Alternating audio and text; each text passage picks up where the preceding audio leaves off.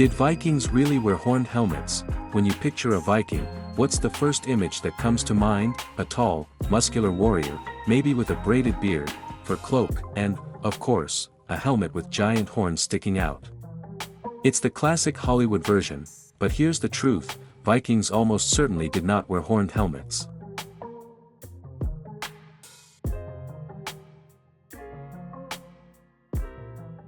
Today, on Clear Up Misunderstood Facts, we're going to explore the origins of this myth, what real Viking armor looked like, and why this image has stuck with us for so long.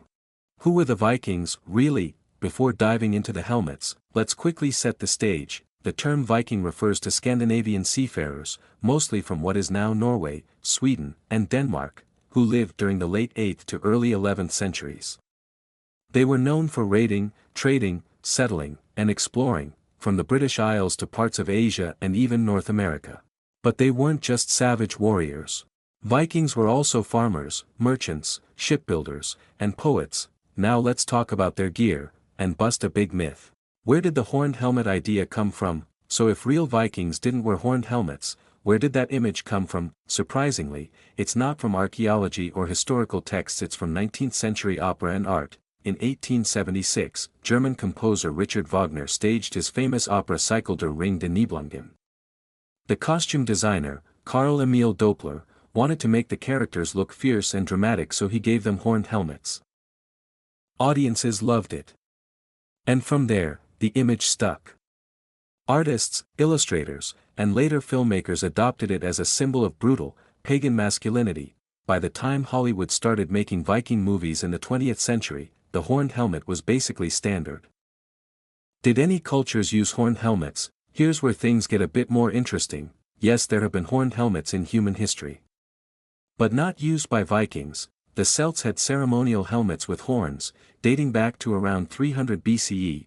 Bronze Age cultures across Europe used ornate horned headgear, likely for rituals or symbolic reasons. In fact, a famous horned helmet found in Denmark, the Vexo helmets, dated to around 900 BCE, was made over 1,000 years before the Viking Age.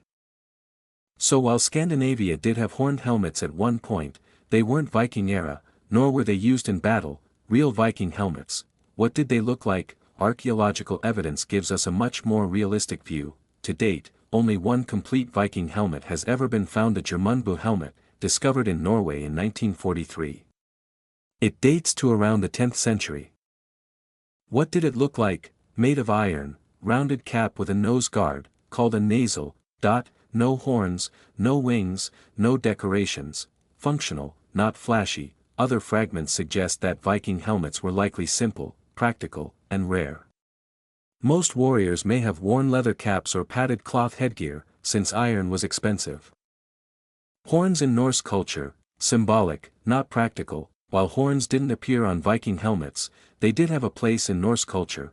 Drinking horns were common, often carved, symbolic, and used in rituals. Horns were associated with gods and myths, especially in poetic depictions.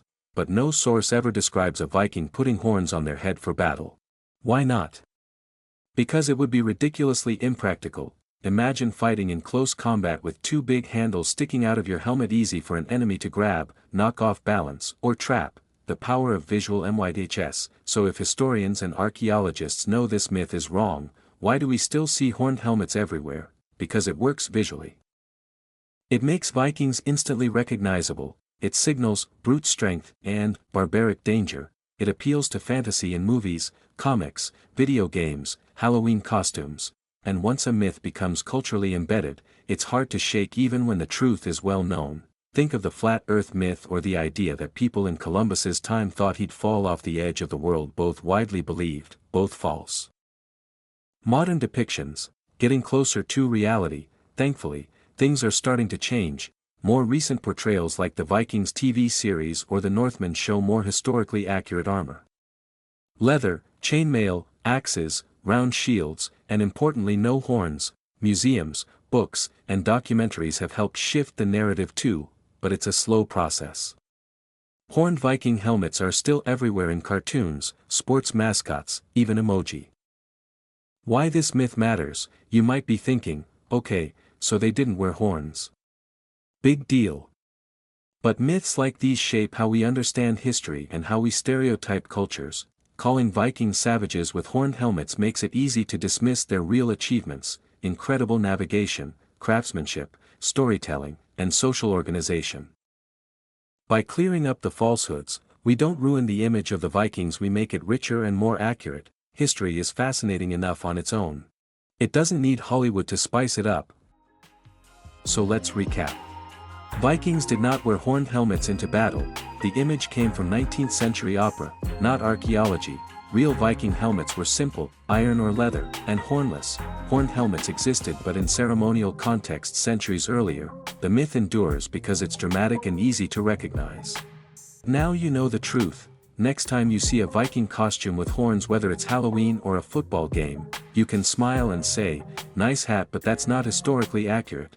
Thanks for tuning in to Clear Up Misunderstood Facts. If you enjoyed this episode, leave a review, share it, and follow for more history without the Hollywood filters.